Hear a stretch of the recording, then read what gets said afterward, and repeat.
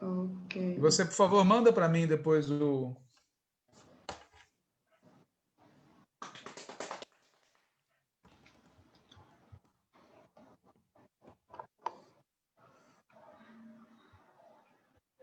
Acho que já está no ar. Aqui, está no ar. Para mim depois o...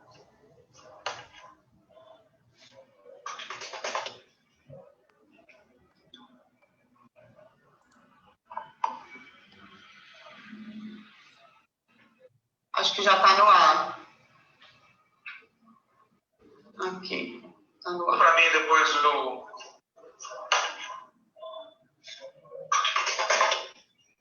Vou mandar o link.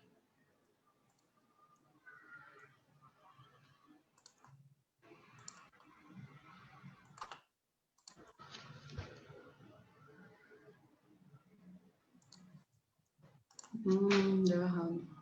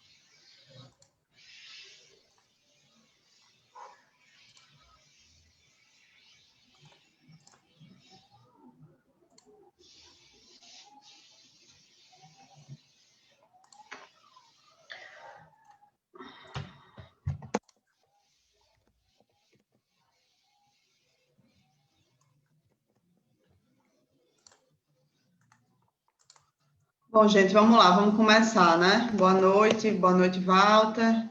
Boa noite, companheira Laudiceia. O companheiro Walter Takemoto deve estar entrando aí a qualquer momento, que vai conversar com a gente hoje sobre Salvador. Né? Esse é o nosso programa Antivírus, que é o programa semanal de conjuntura feito por mim e por Walter. O nosso programa fica gravado, né? É importante lembrar sempre disso. Então, quem quiser divulgar, pode divulgar o link do Facebook ou pode também divulgar o link do YouTube, que no final a gente coloca o programa no YouTube para ficar disponível lá armazenado.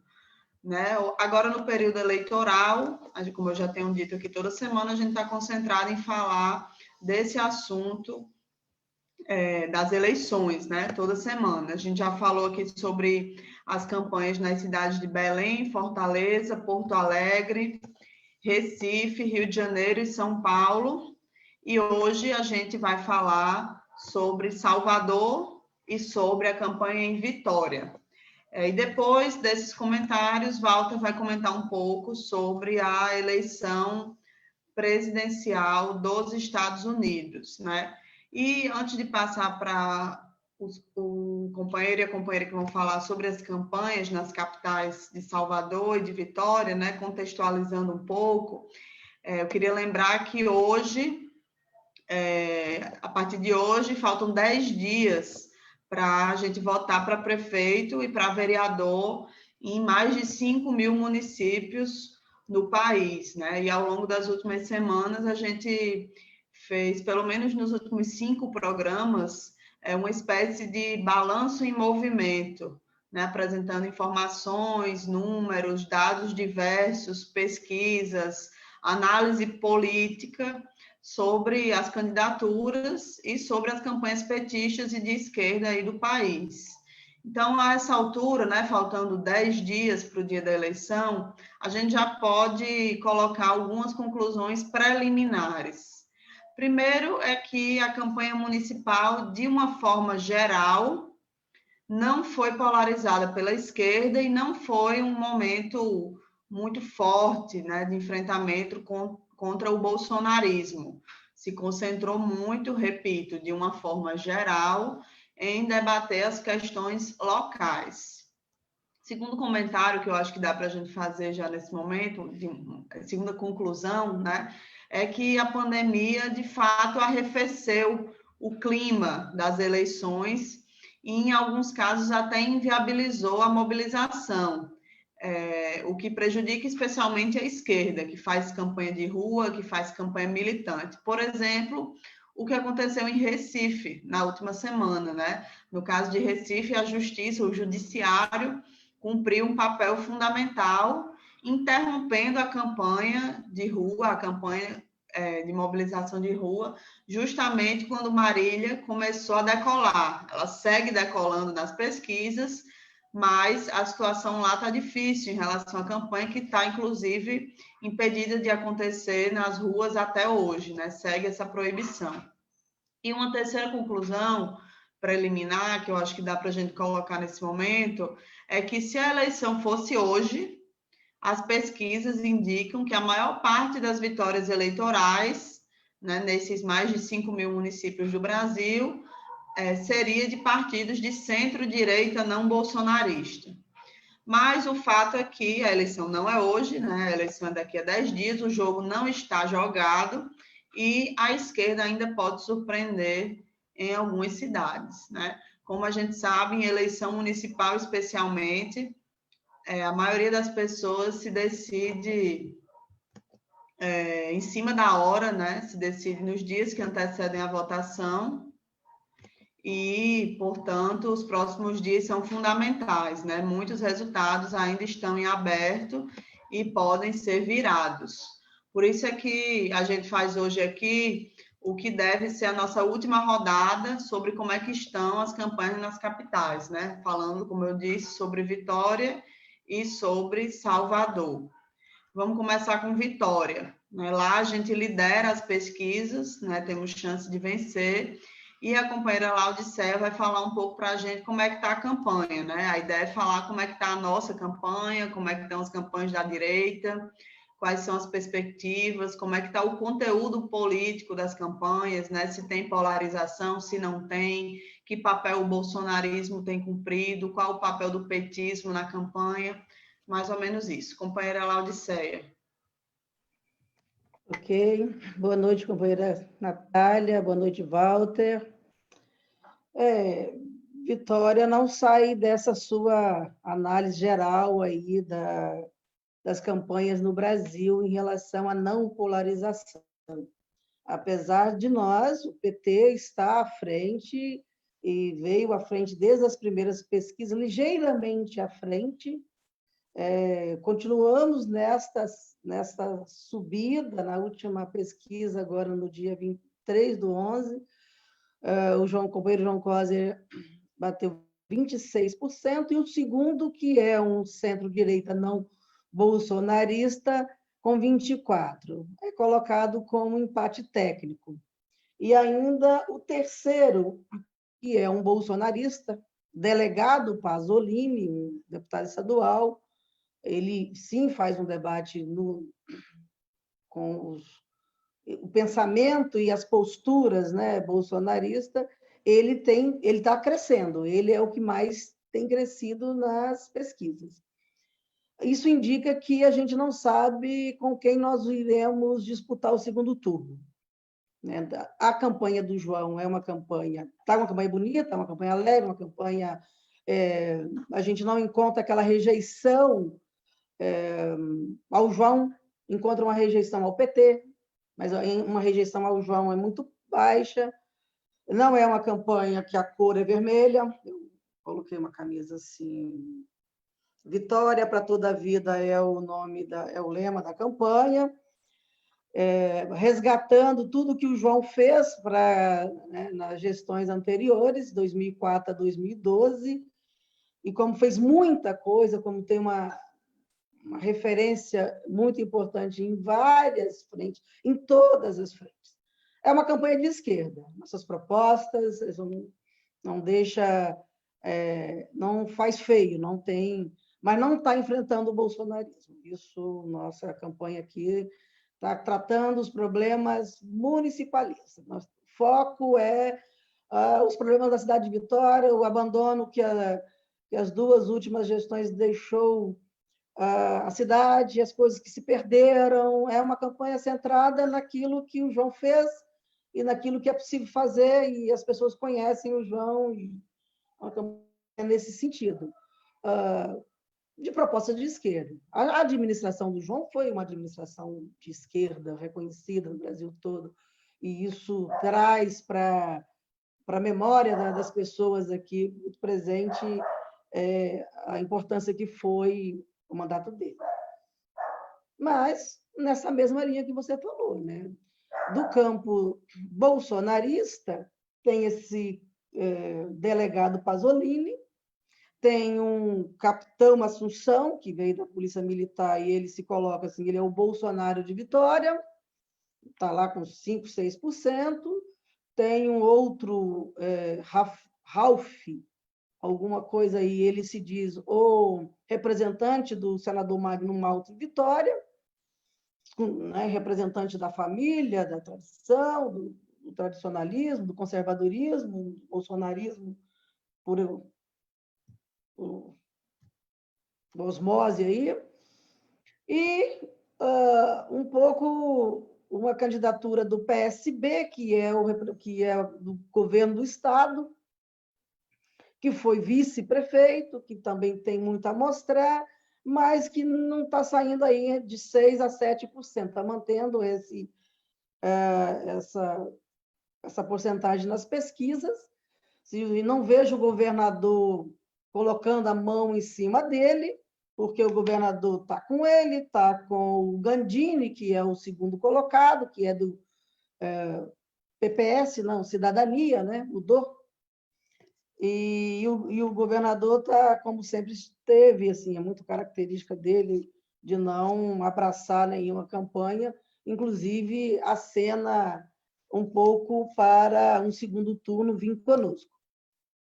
O PSB acena claramente, as pessoas falam claramente nas ruas conosco que virão para o segundo turno na campanha junto com o João. Uma avaliação muito nossa, assim, de 3 pessoas da direção municipal, é que está embolado. Está embolado quem vai para o segundo turno, e está embolado, inclusive, se vamos para o segundo turno, apesar desses 2 pontos percentuais à frente. Né? Porque no tal do... Né, como se fala? Quando dá pesquisa... Margem de erro. A margem de erro pode estar mais, pode estar menos, está embolado, está empatado. Porque o João e o PT tem uma rejeição muito grande. Então, e aí, com isso, leva o João 35% de rejeição. Por isso, a nossa avaliação, assim, essa última semana de campanha é uma semana de intensificar a campanha na cidade de Vitória, porque tudo pode acontecer. O governador editou um novo decreto hoje proibindo muitas coisas. A partir de hoje, não pode mais caminhadas, não pode mais aglomerações nenhuma, não pode... A partir de hoje, a campanha é em cima de um trio e falando para a cidade afora. Nós arriscamos fazer o bandeiraço, que para dar volume, 3 bandeiraços na cidade, em pontos diferentes, tentando manter as pessoas 2, 3 metros de distância um do outro, mas a gente percebeu que arrefeceu aquela animação dos bandeiraços que estavam. A campanha está animada. Então, hoje foi aquele meio choque. Vamos ver como vamos comportar a partir de amanhã. Alguma coisa assim a mais que vocês gostariam que a gente... Acho que é isso. Walter, quer fazer alguma pergunta? Sim, eu queria falar também das esquerdas, né? Nós temos 11 candidatos disputando. Nossa. 5 estão aí nesse campo da centro-direita, o PT, o PSB, e aí tem o PSTU, tá com uma candidatura que não decola, o PCdoB tem uma candidatura que também não decola, o PSOL tem também uma candidatura, mas eles estão todos entre 0% a 3% na intenção de votos. Eu sei que os companheiros do PSOL acenam para vir conosco. O PCdoB a gente tem dúvidas, porque o PCdoB esteve com a gestão anterior até recentemente. Eles participavam ativamente da gestão do Luciano Rezende, que o candidato Gandini, que é o segundo colocado nas pesquisas, é o candidato do Luciano Rezende, da situação, o candidato que fala em nome do que está colocado na cidade. Então, eu pessoalmente não ouvi nenhum companheiro ou companheira do PT dizendo que o PCdoB viria conosco, e nem o PSTU, só o PSOL e o PSB. Junto com o PSB, coligado com o PSB, está o PDT. Esses já acenaram que virão conosco no segundo turno.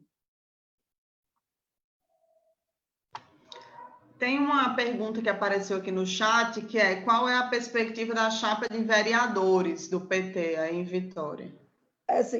A chapa de vereadores é uma bela surpresa, né? Primeiro, é uma chapa extremamente representativa. Pela primeira vez, assim, desde que me lembro de militar aqui no município de Vitória, a gente faz uma chapa representativa com mulheres, atingimos a cota de 30% de mulheres, mas com candidatas reais, com história, com militância, com mulheres negras, com mulheres pardas, com mulheres jovens, militantes. Todas as companheiras são militantes antigas do PT. A chapa dos companheiros também são pessoas militantes das lutas sociais, sindicais, do movimento negro, do movimento estudantil. É uma chapa petista, uma chapa com, assim, a nossa avaliação que assim, a cara do PT, a nossa chapa de vereadores. E eles estão fazendo boas campanhas e de uma forma até diferente, numa região, assim, eu chamo assim, as costas da ilha, a região da ilha virada para Minas Gerais, para vocês terem uma noção do que eu estou falando. É a parte pobre da cidade, é a maior parte da periferia, que nós temos 6 candidaturas nesses lugares, né, que são vários bairros. E eles se reuniram, estão fazendo campanha coletiva, juntos, de uma forma... Eles mesmos se juntaram, fizeram uma campanha juntos. Então, isso é um diferencial da campanha deles. A nossa perspectiva, assim, está espalhado para a cidade afora toda, tem em todas as regiões da cidade, tem 1 ou 2 candidatos ou candidatas. A perspectiva, e considerando que o João está à frente, considerando que isso anima as pessoas a vir com 13, considerando, né, o nosso tempo de televisão, então tem fatores que nos levam a crer que poderemos fazer 2 candidatos. Eleger 2 candidatos ou candidatas. Né? E aí é embolado. Aí está embolado. Tanto está embolado para mulheres, como está embolado para homens. Assim. Talvez um se destaque um pouco, porque ele tem a CNB inteira apoiando, e a CNB tem mais de 5 ou 6 sindicatos com base na cidade de Vitória. Isso é o que a gente dá um destaque para ele nessa condição. Daí, o segundo, tem vários, uns 5 que estão embolados. Assim. Tem capacidade, tem campanha, a gente percebe que está crescendo as campanhas deles, tanto nas redes quanto nas ruas.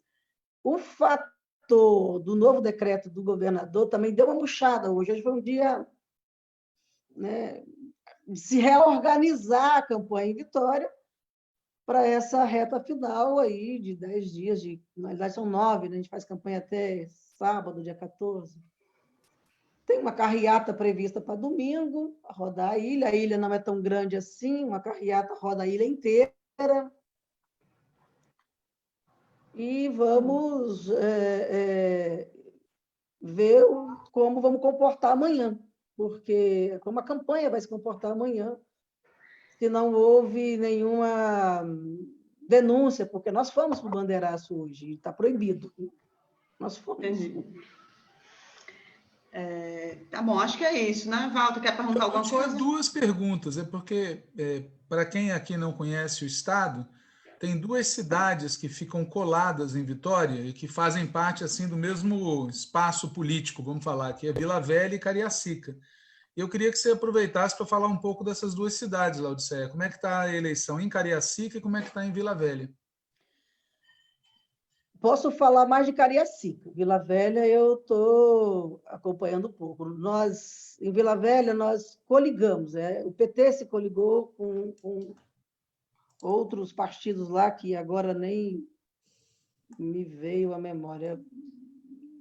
Não me lembro. Os partidos mudaram os nomes e os números, isso nesse momento.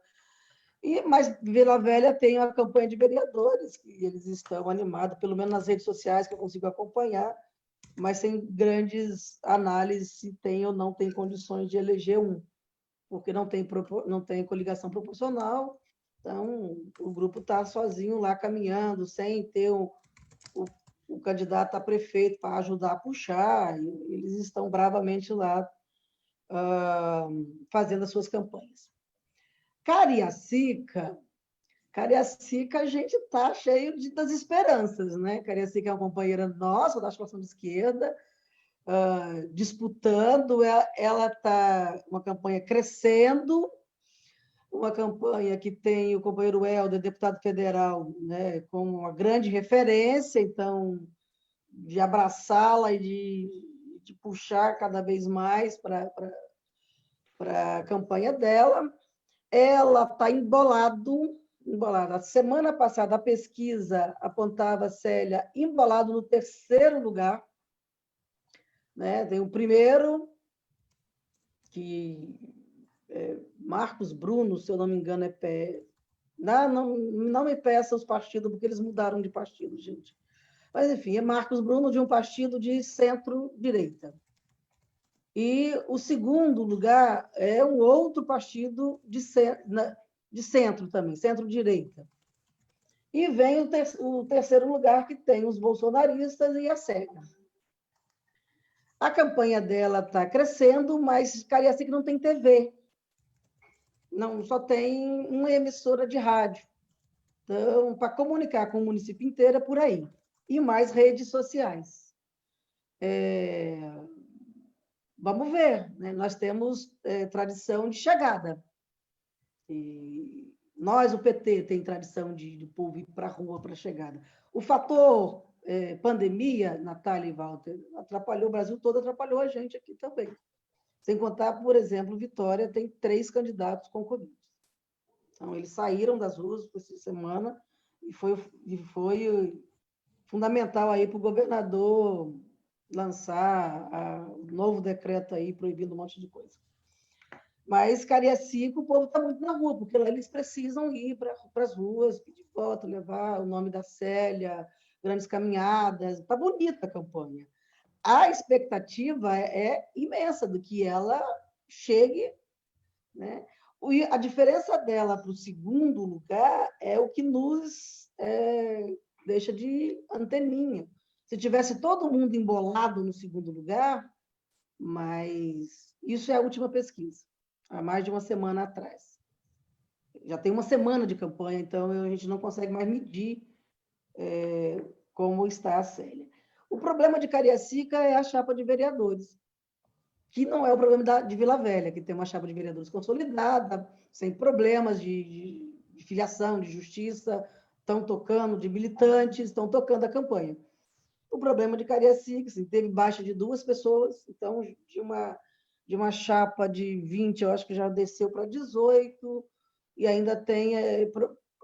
Que problemas são esses de justiça, gente? São problemas que a direção municipal filiou companheiros e companheiras, militantes, inclusive uns antigos militantes, que tinham saído, voltado, né? Mas não enviou as filiações ao cartório eleitoral. Na hora que foram registrar as candidaturas, não encontraram esses companheiros e companheiras filiados ao PT.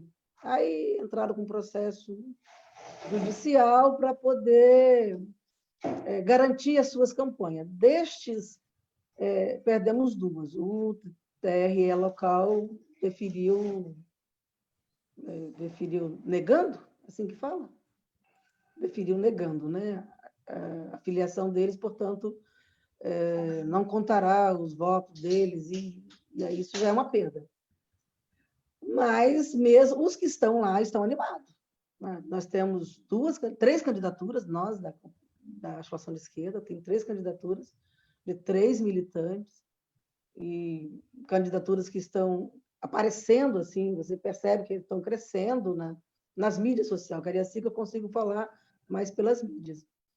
Eu frequento Cariacica só os finais de semana, eu vou lá fazer as campanhas dos finais de semana lá com eles. E o município da Serra, Walter, também é grudadinho aqui em Vitória, né? O município da Serra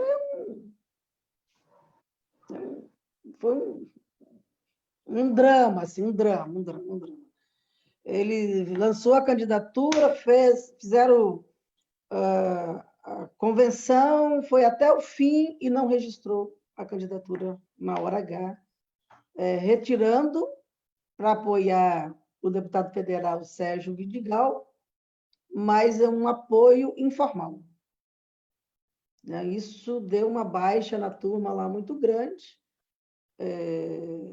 Tem chance, inclusive, de não fazer nenhum vereador lá no município, porque aí ficou novamente só a chapa de vereadores do PT.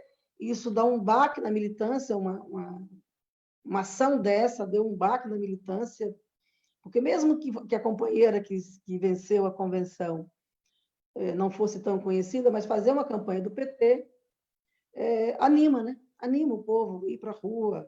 Tinha toda aquela discussão de que precisávamos enfrentar o bolsonarismo nestas eleições, e isso não ocorreu na Serra. Nem coligado. Em Vila Velha a gente está coligado. Na Serra nem coligado estamos. Estão apoiando apoiando no fio do bigode só. Tá bom, acho que é isso, né? Falamos aí bastante sobre Vitória e o entorno. Agora, gente, vamos ter um panorama sobre Salvador, né? Salvador é a capital de um estado que a gente governa, né? Como todo mundo sabe, que é a Bahia, e lá a gente está disputando com candidatura própria.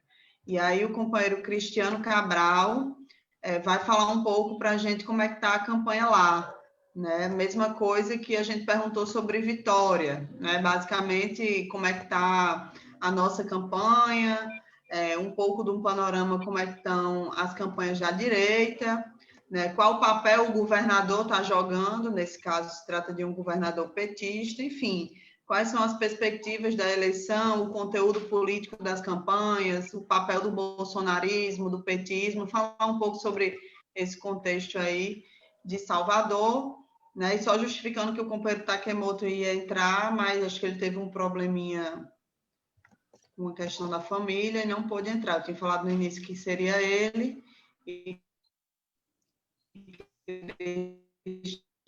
Cristiano atento dessa tarefa de falar sobre Salvador. Cristiano. Boa noite, Natália, Laodiceia e o companheiro Walter Bumar.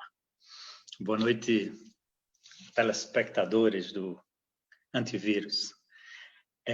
Então, a cidade de Salvador tem uma candidatura de Bruno Reis como candidatura do DEM, da direita, né? Vamos assim dizer, mas não só ela. Você tem também o DEM, Bruno Reis, com ampla coligação, que envolve o apoio do ACM Neto, presidente do nacional do DEM. E tem a candidatura que reivindica o bolsonarismo próprio, raiz, que é um ex-vereador do PSDB. Hoje ele está no Patriota, salvo engano, é PRTB, é o César Leite.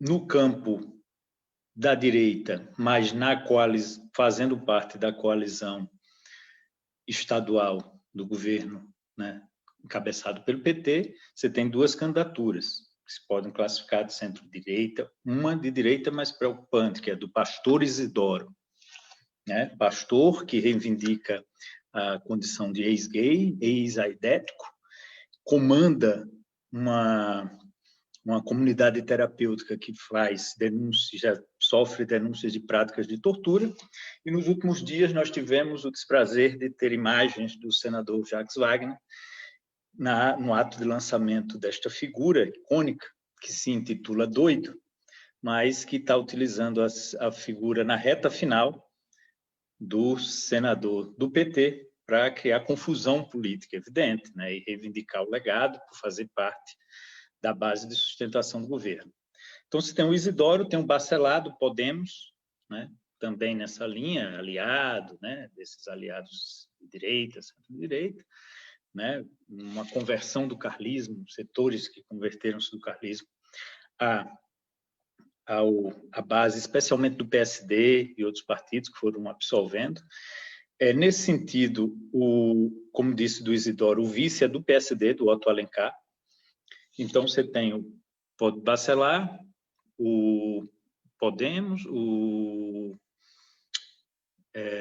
falei do Isidoro, pastor Sargento Isidoro, como ele reivindica, deputado federal, e à esquerda, vamos assim dizer, dentro das 4 candidaturas da coalizão do governo estadual, você tem a figura da candidata Olívia Santana, pelo PCdoB, com o vice do PP, né, partido do vice-governador também, e tem a Major Denise, candidata pelo PT, com a vice do PSB.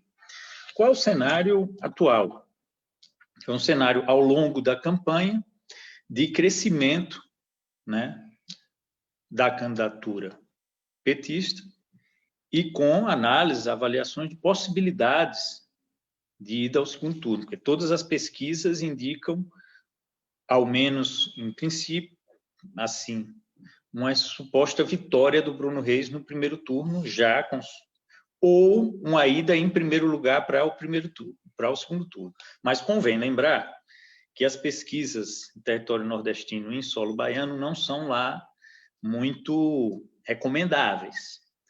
Que o diga o caso do próprio Jacques Wagner, que virou governador, né, contra o candidato da ACM, entre outros resultados. O próprio Rui Costa, nas vésperas da eleição, a TV Globo dos carlistas anunciavam que ele estava comendo poeira e o cara ganhou a eleição.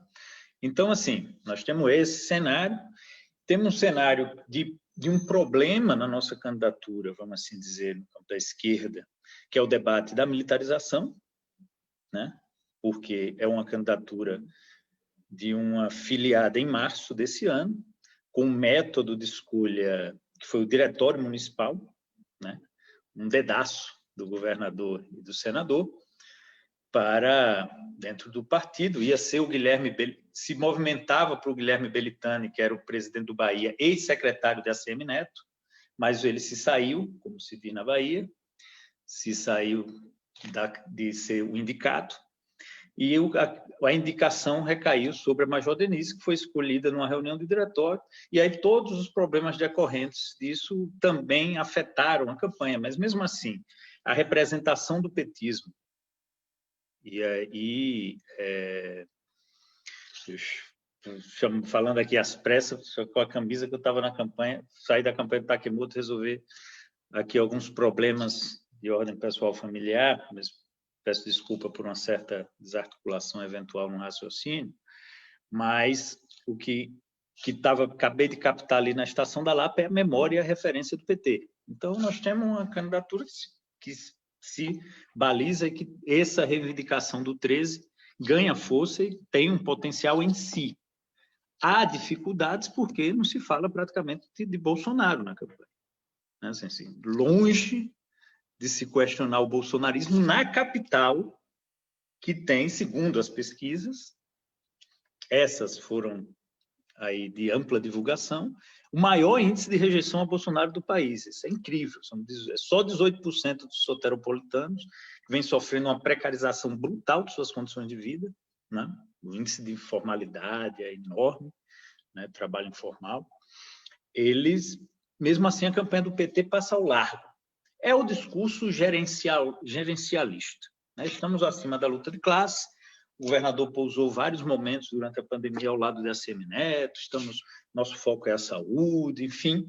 É nesse caldo político-cultural que se desenvolve a campanha.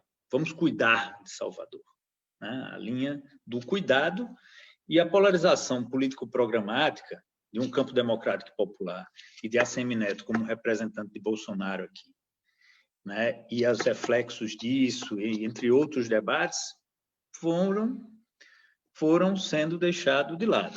Tem a força das ações, das obras, tamanho G, como é propagandeado, do governo do Estado na capital, como um patrimônio, assim, um legado, a figura do Rui Costa, né, o governador, que tem colado na campanha, né, muito a sua imagem, e o legado do PT em si, contribuem para esse estado atual de uma candidatura que estava com 4%, 5% nas pesquisas e que já soma mais do que os 2 dígitos, ultrapassando as outras candidaturas de esquerda.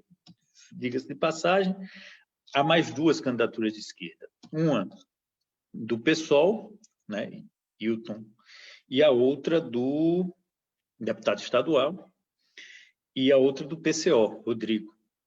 O Hilton tem cumprido uma linha política antipetista, vamos assim dizer assim, as alas do PSOL que dialogam na perspectiva de PT, chega a fazer comparações esdrúxulas como Rui Costa e Bolsonaro, com posições próximas, assim. Então, esse é o quadro, assim, né? Em breve panorama geral. Claro, uma semana é muita coisa numa campanha, né? Essa questão do crescimento, né, pelo menos nas pesquisas, e esse questionamento todo sobre as pesquisas, e a força do petismo, dos resultados eleitorais do PT, e as avaliações positivas do governo do Estado, malgrado avaliações que nós podemos fazer mais a miúde, do tipo a aplicação da reforma da Previdência, a questão da relação com a militarização, tanto nas escolas como o discurso na área de segurança pública.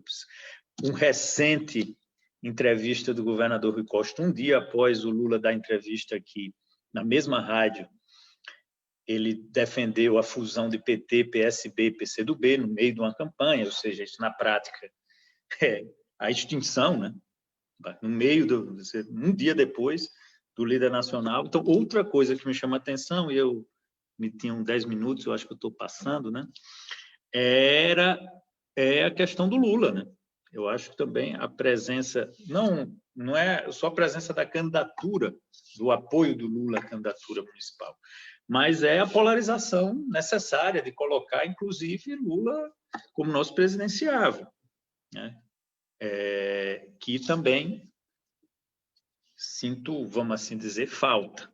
Do ponto de vista da combinação de, olha, nós representamos o PT, Lula, nosso candidato, representa a polarização a Bolsonaro, que representa a ACM Neto.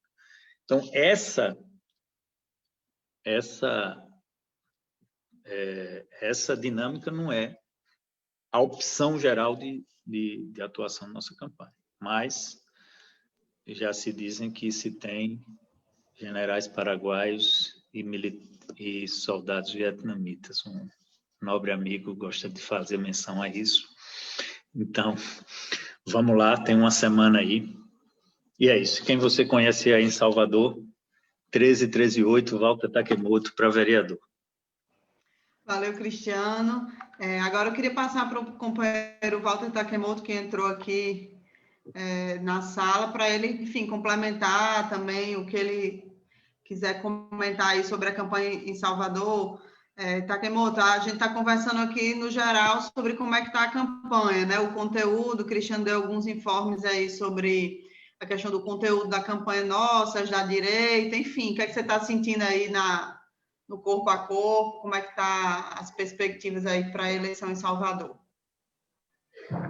Bom, boa noite Inicialmente eu queria pedir desculpa pelo atraso, mas eu estava coordenando uma roda de conversa que era para terminar às 8 e acabou se estendendo até 20h30. Eu peguei uma parte da fala do Cristiano. Eu tenho uma avaliação de que a probabilidade da vitória do candidato do ACM Neto no primeiro turno, e que é uma probabilidade real, decorre da omissão do Partido dos Trabalhadores aqui em Salvador e na Bahia de fazer oposição ao ACM Neto ao longo dos seus quase 8 anos de mandato. O PT foi incapaz de apresentar o seu programa para a cidade como alternativa às medidas que o ACM Neto implementou ao longo desse período, muito por conta de que parte das políticas e projetos da prefeitura tinham correspondência com as políticas e os projetos do governo do estado, por exemplo, no que diz respeito à destruição de recursos naturais, tamponamento de rios, que impediu que o PT e o governo do estado fizessem oposição à construção do BRT pelo ACM Neto, a venda de imóveis e terrenos públicos, ou a questão da reforma da Previdência do funcionalismo público estadual, e, portanto, não tinha como o PT ser oposição à reforma do ACM Neto, e também porque parte da bancada de vereadores do PT aderiu ao carlismo aqui na cidade de Salvador. E hoje isso acaba levando a uma política do Partido dos Trabalhadores na eleição, onde explicitamente se disse que não trataríamos o ACM Neto como o inimigo a ser combatido, porque a lógica eleitoral definida pelas agências de propaganda diz que, como o ACM Neto tem 75% de aprovação e Rui Costa também, que nós não poderíamos nos contrapor a eles, porque tínhamos que buscar ganhar uma parte da base social que vota em ACM Neto e que também apoia o governo Rui Costa. Isso tem levado à despolitização da campanha, como disse o Cristiano. Então a gente não vincula ACM Neto a Bolsonaro, já que nós não podemos ser oposição a ele para não perdermos a possibilidade de ganhar parte do eleitorado dele na cidade. A outra questão foi que, ao longo desse processo de pandemia, houve um movimento extremamente contraditório para a população. Enquanto o ACM Neto buscou se aproximar do que se chama de centro-esquerda, implementando políticas sociais, o governo do estado focou toda a sua política de enfrentamento à pandemia com ampliação de leitos hospitalares e de UTI, como se essa fosse a questão central, não é? Vamos tratar de quem for contaminado, mas não vamos implementar políticas de prevenção, controle ou de garantia de condições de vida à população, que chegou ao fato de que a ACM Neto, por exemplo, distribuiu cesta básica e merenda escolar, enquanto que o governo do estado esperava uma autorização do Ministério da Educação para poder distribuir a merenda estocada nas escolas. E por aí afora. Então, além disso, nós temos um outro problema, que temos uma candidatura que é incapaz de empolgar a base social do PT, seja por conta da inexperiência e da ausência de história de militância política no movimento popular, ou seja porque o próprio partido não definiu uma política que, de fato, viesse no sentido de apontar quais são os grandes desafios que nós temos e como que temos que organizar a militância do PT e a sua base social para enfrentar esses desafios que surgiram com a pandemia e que vão agravar as condições de vida da população da nossa cidade, que já vive com desemprego, trabalho informal, condições insalubres de vida e ausência completa de direitos sociais. Então, nós não temos hoje o partido como o dirigente, seja do ponto de vista político, seja do ponto de vista da mobilização da sua base. E não temos um projeto para a cidade. Efetivamente, o PT não tem proposta para a cidade de Salvador. E nós estamos indo para a rua debatendo aquilo que nós consideramos que são as propostas fundamentais do ponto de vista dessa conjuntura e da realidade social de Salvador, mas que não é o que defende o PT, porque também ninguém sabe o que é que o PT está defendendo nessa campanha, a não ser aquilo que o Cristiano disse, a mãe de todos. Né? Então, eu avalio que o resultado aqui em Salvador vai ser extremamente difícil. Eu não acredito que a gente consiga chegar ao segundo turno, a não ser que surja algum fato extraordinário na conjuntura, mas, como o Cristiano disse, se nós tivéssemos uma militância organizada em condições de debater o programa do partido para Salvador e fosse capaz de se contrapor às políticas e aos projetos desenvolvidos pelo Assemineto nos seus 8 anos, nós teríamos uma grande abertura junto à população da nossa cidade, em especial aqueles que são os excluídos, porque a população tem uma grande referência no Lula, nos governos Lula e Dilma, nas políticas que foram desenvolvidas, e tem uma grande referência no Partido dos Trabalhadores. Agora, essa ausência de políticas permite que a Semineto consiga eleger o seu sucessor, mesmo também apenas dizendo que vai dar continuidade à gestão que ele desenvolveu. Então, essa é a situação que nós temos agora nesse processo eleitoral e que o desafio que eu considero que nós temos é como que desse processo eleitoral nós vamos conseguir fazer o debate político interno no partido e possamos resgatar aquilo que é o fundamental, quer dizer, como que nós vamos conseguir organizar essa base social que ainda acredita no PT, que tem como referência o Lula, mas que não tem no partido aqui em Salvador e na Bahia uma direção efetivamente comprometida com a construção do partido junto a esse setor. Então, eu considero que esse é o desafio que nós temos para agora e para além do processo eleitoral.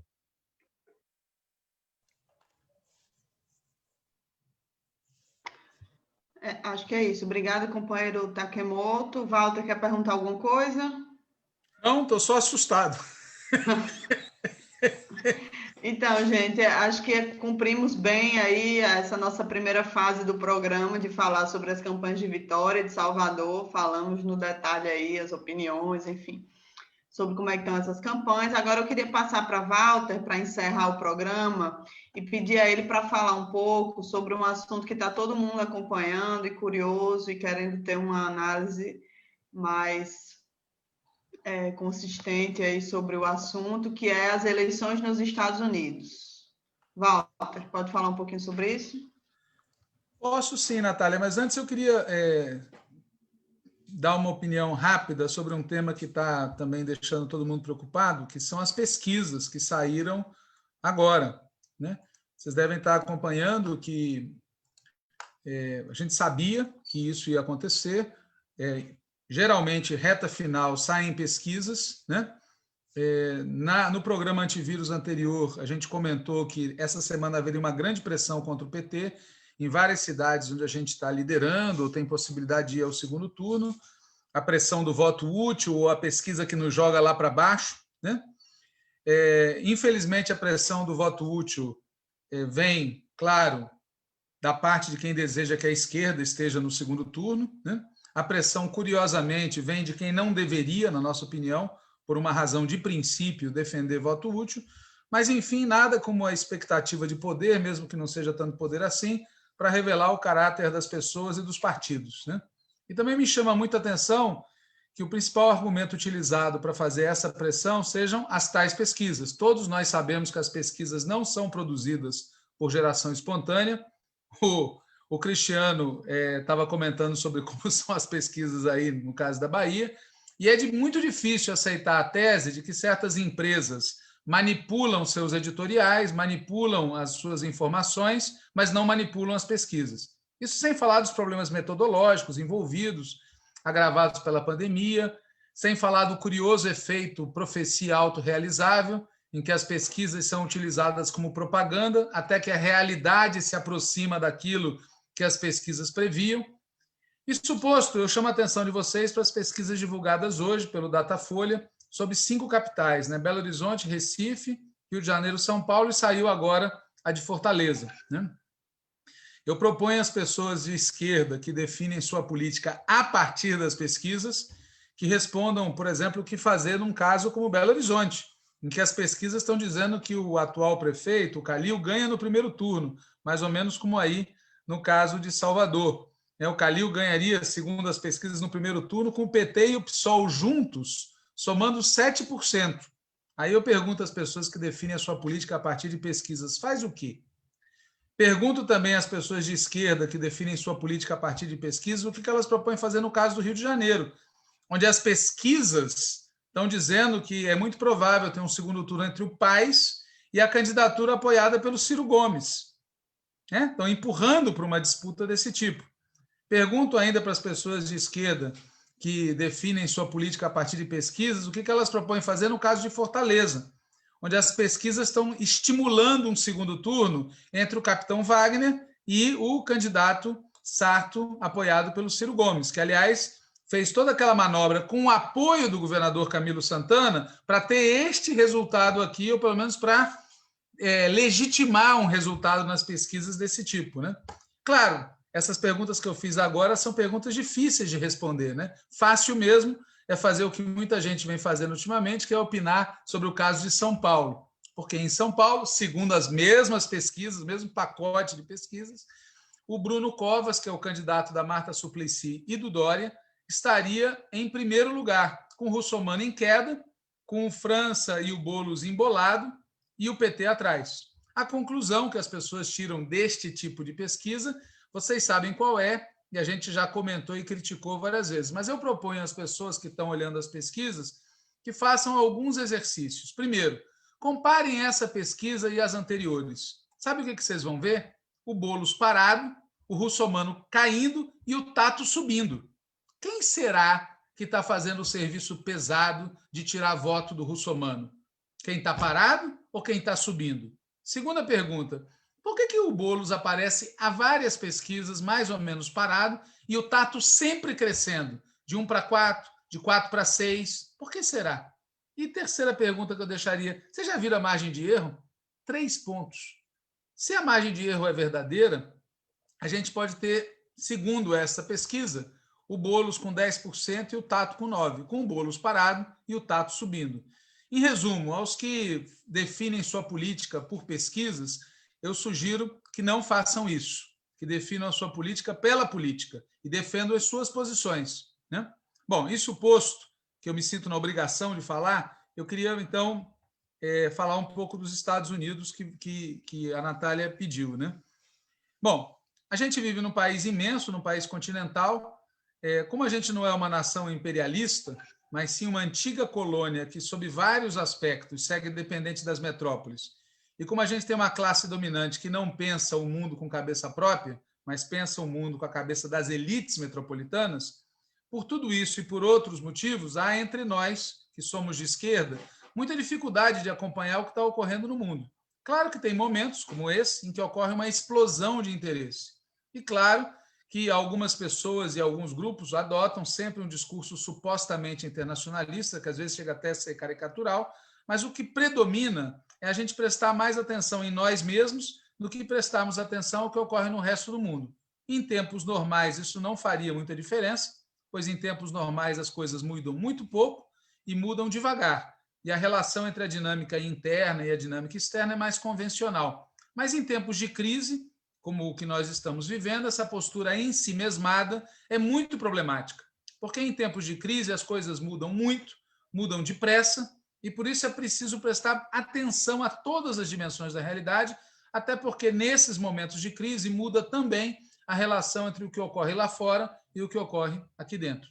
E não há como não perceber nesse ano de 2020 que a gente está no meio de uma imensa crise sistêmica mundial que se abate sobre o nosso país, que influencia nosso país e que, de certa maneira, condiciona, ou pelo menos constrange, as grandes alternativas que nosso país tem pela frente. Um dos componentes dessa crise sistêmica mundial é a disputa pela hegemonia internacional. De um lado estão os Estados Unidos, decadente, e seus aliados, e de outro lado está a China, ascendente, e seus aliados.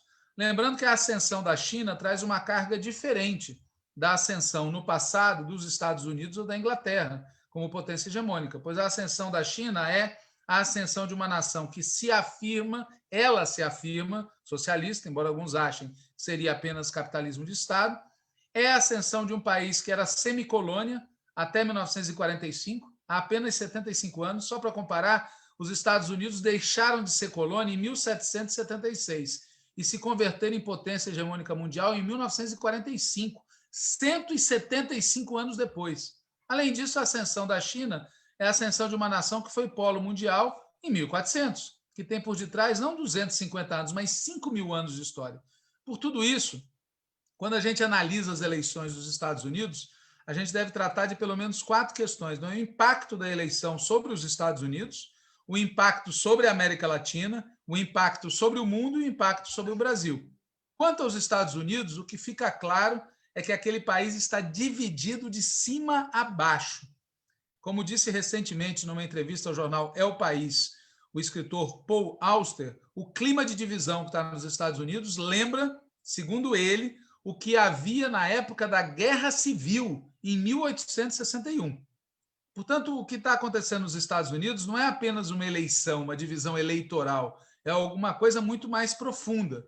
E dessa luta entre as diferentes facções da elite dos Estados Unidos e da luta entre as facções da elite e os diferentes setores do povo dos Estados Unidos pode surgir de tudo. O que nós podemos dizer, né? Primeiro, a gente deve dizer que não se espere do Trump ou dos republicanos, nem se espere do Biden ou dos democratas uma solução que atenda de verdade aos interesses da maioria do povo dos Estados Unidos. Em segundo lugar, a gente deve dizer que a maioria do povo dos Estados Unidos precisa construir uma alternativa política própria, independente, de esquerda.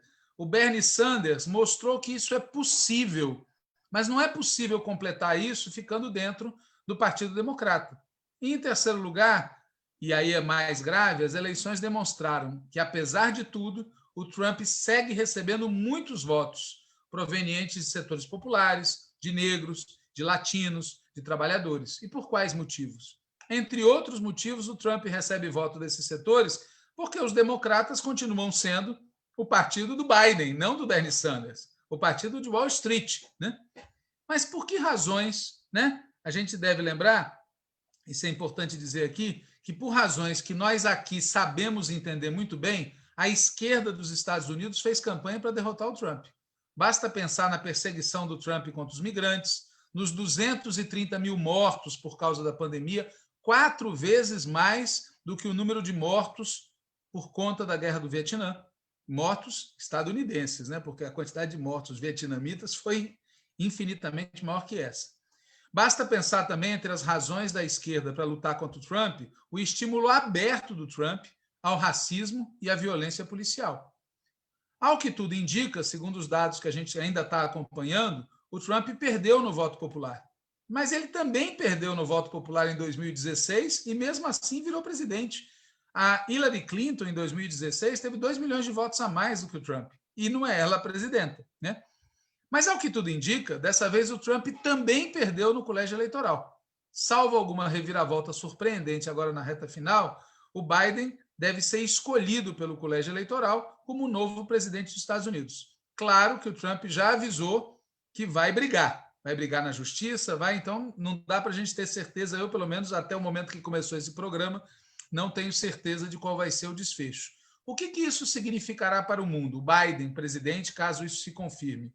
Bom, tudo muda, né? Mas a julgar pelo comportamento dos presidentes democratas mais recentes, como é o caso do Clinton e do Obama, é provável que a gente volte àquela época em que o imperialismo estadunidense cometia seus crimes, mas sempre falando dos valores democráticos, dos direitos humanos, etc. Pois vamos combinar, com o Trump as coisas eram claras, era imperialismo com linguagem imperialista, e os democratas são mais, digamos, sofisticados. Algumas pessoas, como o já citado Paul Auster, chegam a dizer que o Biden mesmo não é um criminoso, é só um, né? Ele, por exemplo, quando teve a Guerra das Malvinas, ele é antigo, né? Ele tem 50 anos de carreira política. Quando teve a Guerra das Malvinas, ele deu uma entrevista muito sintomática, ele já era do Comitê de Relações Exteriores naquela época, 1982. Ele disse, não tem papo, os Estados Unidos apoiam a Inglaterra por causa da OTAN, por causa da luta contra o comunismo, não tem conversa. Quem tem razão é a Inglaterra. E acabou o assunto.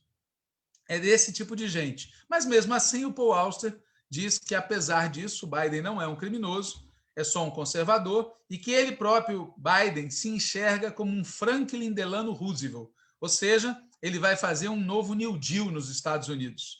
Pode ser, sempre pode ser, mas é bom lembrar que não foi o New Deal que acabou com a crise dos Estados Unidos nos anos 30. O que acabou com a crise e reativou a economia dos Estados Unidos foi a Segunda Guerra Mundial. E se existir mesmo alguma semelhança entre o Biden e o Franklin Delano Roosevelt, é bom a gente começar a se preocupar com o que vai vir por aí, até porque todo mundo sabe que o Biden é um quadro orgânico do Estado Profundo dos Estados Unidos, do Pentágono e das empresas de armas.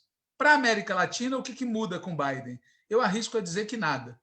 Aliás, é bom lembrar que foi sob o governo Obama que ocorreu a ofensiva dos Estados Unidos contra os governos progressistas e de esquerda na América Latina. Era o Obama que era presidente, quando teve a espionagem aqui no Brasil contra o governo Dilma, contra a Petrobras, e quando teve toda a operação golpista. E para o Brasil? Né? Para o Brasil, o que vai mudar na prática é mais difícil de responder, porque na prática, quase metade das nossas exportações já vai para a Ásia. Mas há algo que muda aí, que é importante. A derrota do Trump é a derrota do Bolsonaro. E isso, obviamente, é algo que a gente deve comemorar. Mas só vamos até aí. Nós não devemos fazer, na minha opinião, como fazem alguns personagens, como o deputado Marcelo Freixo, do PSOL do Rio de Janeiro, que escreveram que a vitória do Biden é a vitória da democracia e da humanidade. Olha, derrotar Trump é muito bom. Que essa derrota também seja um pau na cabeça do Bolsonaro, bom também. Mas o Biden não merece um tiquinho da nossa confiança, né? E para concluir, eu queria dizer que é preciso abandonar não apenas as ilusões que alguns ainda têm nos democratas, mas é preciso abandonar também qualquer tipo de ilusão sobre a chamada democracia nos Estados Unidos. Aquilo ali é uma ditadura bipartidária, 2 partidos que expressam diferentes setores da classe dominante que se alternam no governo há 100 anos. O sistema é feito para perpetuar o sistema. Nos Estados Unidos não tem limite algum para a influência do poder econômico no processo eleitoral, não tem limite nem tem transparência. Para ter uma ideia, o cálculo que se faz é que a campanha desse ano pode ter custado 14 bilhões de dólares, cerca de 80 bilhões de reais. Isso financiado essencialmente por grandes grupos econômicos. O voto lá não é obrigatório, o que na prática quer dizer que tem 1001 dificuldades que limitam o direito do pobre, do negro, do latino, do trabalhador de se registrar eleitoralmente e de poder votar. As regras eleitorais não são nacionais, tem gente que está descobrindo isso agora, que nos Estados Unidos é como se tivesse 50 eleições estaduais com regras diferentes entre si, e não tem voto direto. O presidente é eleito num colégio eleitoral, e esse colégio eleitoral não é proporcional. Por quê? Porque, embora o cálculo do número de delegados de cada estado no colégio eleitoral seja feito com base na população, a definição de quem vai ser delegado é pelo voto majoritário em 48 dos 50 estados. O que quer dizer isso? Que se num estado o candidato republicano teve 52% dos votos populares e o candidato democrata teve 48% dos votos populares, todos os delegados desse estado vão para o candidato republicano e nenhum vai para o democrata. Então, não é só que tem colégio eleitoral, é que o colégio eleitoral não é proporcional ao voto popular. Bom, teria muitas outras coisas para dizer, mas o tempo já não permite mais. E eu só queria insistir na ideia de que a gente não só não deve ter ilusão nos democratas, mas não deve ter ilusão nenhuma, como muita gente ainda tem, de que os Estados Unidos são um modelo de sistema eleitoral, um modelo de democracia.